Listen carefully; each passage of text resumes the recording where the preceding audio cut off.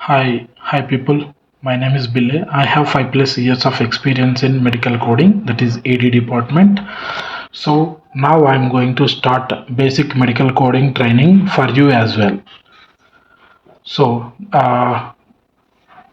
just think about that. What is medical coding? Just think.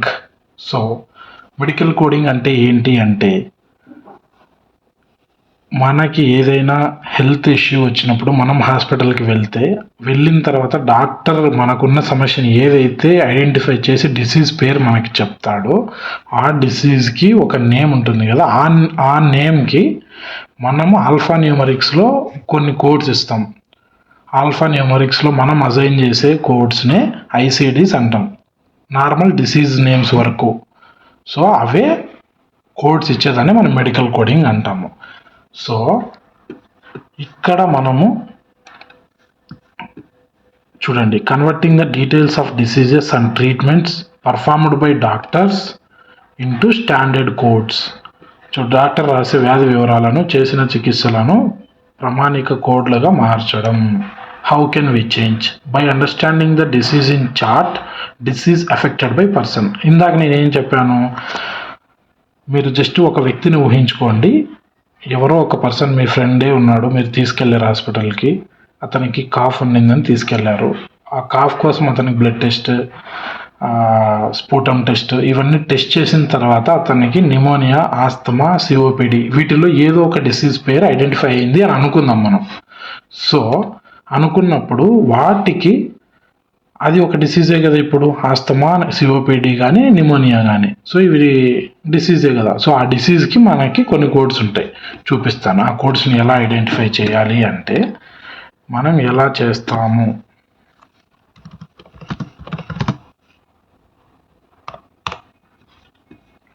చూడండి. ఇక్కడ మనం నేర్చుకోవడానికి ఇది పనికి వస్తుంది, కోడిఫై ఏఏపిసి. చూడండి, ఫర్ ఎగ్జాంపుల్ కాఫ్ అనుకున్నాం. కాఫ్ ఇట్లా సెర్చ్ చేస్తామా, కాఫ్ కోసం ఇలా సెర్చ్ చేస్తే చూడండి, ఇక్కడ చూడండి కాఫ్లో ఇప్పుడు డాక్టర్ ఓన్లీ కాఫ్ అన్స్పెసిఫైడ్ అంటే చూడండి మనకి R05 ఉంది కదా. సో ఇలానే ఒకవేళ అక్యూట్ కాఫ్ అన్నాడు అనుకోండి డాక్టరు, అప్పుడు మనం R05 అని చెప్పి ఇలా ఇస్తాము, R051. ఇందులో క్రానిక్ అయితే క్రానిక్, ఫంక్షనల్ అని చెప్తే ఇలా, హిస్టారికల్. ప్రతి ఒక్క డిసీజ్కి ఒక టైప్ ఆఫ్ ఉంటాయన్నమాట. సో అలా ఇప్పుడు మనం ఏమనుకున్నాం, కాఫ్తో వచ్చిన పేషెంట్కి నిమోనియా అనుకున్నాము. సో నిమోనియాని మనం ఇలా టైప్ చేస్తే ఆ నిమోనియా చూడండి, ఇక్కడ చూడండి, సరిగ్గా చూడండి, ICD-10 CM for the diseases and injuries. Okay, so ఇలా గుర్తుపెట్టుకోండి.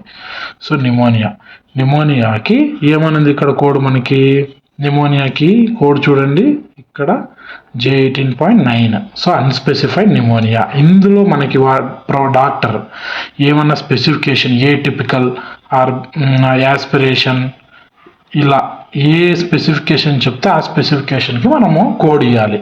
ఆల్ఫా న్యూమరిక్లో ఉన్నాయి చూసారా. సో వీటినే మనం ICD అంటాము. ఓకేనా. ఒకవేళ ఇక్కడ ICD కాకుండా CPTs ఉంటాయి అన్నమాట. ఇంకా ఫర్ ఎగ్జాంపుల్ CPTs అంటే ఇలా ఓన్లీ 25 ఇట్లా న్యూమరిక్స్లోనే వస్తాయి, మొత్తం న్యూమరిక్స్లోనే ఉంటాయి.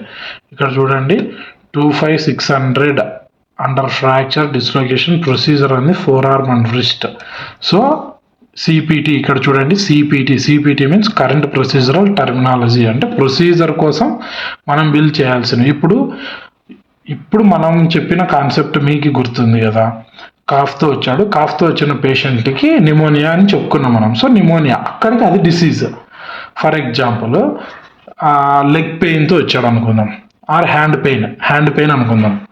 మనకి ఇక్కడ వ్రిస్ట్ ఉంది, wrist pain or four arm pain అనుకుందాం. వచ్చాడు, ఎక్కడో పడ్డాడు, వచ్చాడు హాస్పిటల్కి వచ్చినందుకు ఇక్కడ మనం ఎక్స్రే కానీ ఇవన్నీ చేసి చూస్తే ఏమైంది, అతనికి ఫ్రాక్చర్ అయింది, ఆర్ డిస్లొకేషన్ అయింది, అంటే జాయింట్ డిస్లొకేషన్ అయింది, లేదా ఫ్రాక్చర్ అయింది అనుకుందాం. ఫ్రాక్చర్ అయింది అనుకున్నాం కాబట్టి ఆ ఫ్రాక్చర్ ఎలా జరిగిందో మనకు తెలుస్తుంది. సో ఎందుకంటే హెచ్పిఐ అనే బాడీలో ఎంటైర్ పేషెంట్ హిస్టరీ గురించి అక్కడ చెప్పుంటారు, ఎలా జరిగింది, ఏం జరిగింది, ఎందుకు వచ్చాడు. సో ఇక్కడ ఇప్పుడు డాక్టర్ దీనికోసం ఏం చేస్తాడు, పెయిన్తో వచ్చాడు, పేషెంట్కి తెలియదు కదా అది ఫ్రాక్చర్ డిస్లొకేషన్ అయిందని. పేషెంట్ ఎలా వచ్చింటాడు, నాకి 4 arm or wrist అంటే హ్యాండ్ నొప్పిస్తుంది, ఆ నొప్పి కోసం నేను వచ్చాను హాస్పిటల్కి అంటాడు. డాక్టర్ ఏం చేస్తాడు, ఎక్స్రేనో సిటీనో దానికి సంబంధించినవి ఫోటో తీస్తే ఆ ఫోటోలో ఉన్న వాల్యూస్ మనకి ఎక్స్రే రిపోర్ట్స్ అంటే ఎలా ఉంటాయి మనకు ఐడియా ఉంది కదా. ఎక్స్రే ఫర్ ఎగ్జాంపుల్ చూడండి ఇలా వస్తాయి కదా. ఎక్స్రే టు మనం వ్రిస్ట్ గురించి మాట్లాడుకున్నాం, వ్రిస్ట్ రిపోర్ట్ చూద్దాం. చూడండి ఇక్కడ ఇమేజ్లో ఎక్స్రే వ్రిస్ట్. సో ఇక్కడ చూడండి ఇక్కడ సపరేట్గా ఉంది. సో ఇక్కడ బ్రేక్ అయిపోయింది. సో ఇలాంటి బ్రేక్ అయినప్పుడు అది ఫ్రాక్చర్ అయిందని డాక్టర్ దాన్ని ఫోటో ద్వారా ఐడెంటిఫై చేసి పేషెంట్కి చెప్పాడు. సో నీకు ఇది అయింది. ఇప్పుడు పేషెంట్ వచ్చినందుకు మనం ఏం చేస్తాము, వచ్చాడు కాబట్టి పెయిన్ అని చెప్పి మనం కోడ్ చేస్తాము హ్యాండ్ పెయిన్ అని. హ్యాండ్ పెయిన్కి ఆల్ఫాన్యూమరిక్ కోడ్స్ ఉంటాయి వీటన్నిటికీ. సో ఇవి డిసీజెస్. ఇప్పుడు హాస్పిటల్కి వచ్చిన తర్వాత ఏం జరిగింది, ఫ్రాక్చర్ అని ఐడెంటిఫై అయింది. సో మనం ఫ్రాక్చర్కి బిల్ చేయాలన్నమాట, ఫ్రాక్చర్ డిసీజ్కి కోడ్ ఇవ్వాలి. ఇలా ఫ్రాక్చర్ వ్రిస్ట్ ఇలా సెర్చ్ చేసుకుంటే ఫ్రాక్చర్ వ్రిస్ట్. సో ఆ వ్రిస్ట్లో ఇప్పుడు మనకి డిసీజ్ కోడ్ మారిపోతుంది చూడండి. ఫ్రాక్చర్ 4 arm అనుకుందాం, జస్ట్ డిస్టల్ ఎండ్ అనుకుందాం, లోయర్ ఎండ్. సో ఇది S52-6, ఇది ఐసిడి ఆ డిసీజ్కి. సో ఇది ఇప్పుడు ఓన్లీ మనకి ఇప్పుడు ఐడెంటిఫై అయింది, దీనికి ఏం చేయకుండా ఉండరు కదా డాక్టరు. సో ఫ్రాక్చర్ అని అంటే ఇది ఎముక విరిగింది అని చెప్తున్నాడు, నేను మన భాషలో మాట్లాడుకోవడానికి. సో ఫ్రాక్చర్ అని చెప్తున్నాడు. ఈ ఫ్రాక్చర్కి మనం కోడ్ ఇవ్వాలి. ఫ్రాక్చర్ కూడా వేరే బిల్స్ ఉన్నాయి, అదేంటి సిపిటి. ఐసిడి అంటే ఓన్లీ ఆల్ఫాన్యూమరిక్ కోడ్స్ అనమాట. ఈ డిసీజ్కి ఏమైనా ప్రొసీజర్ చేస్తే డాక్టర్, ఆ ప్రొసీజర్నే మనం సిపిటి అంటాం అనమాట. సిపిటి అంటాము. ఆ సిపిటి ఏంటి అంటే current procedural terminology.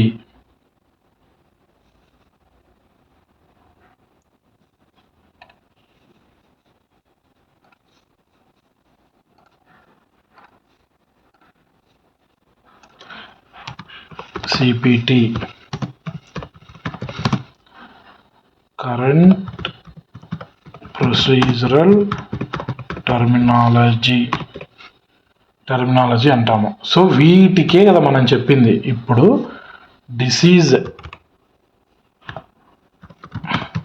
Disease means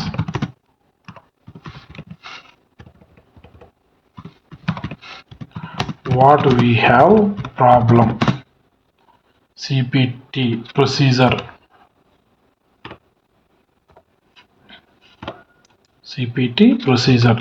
CPT means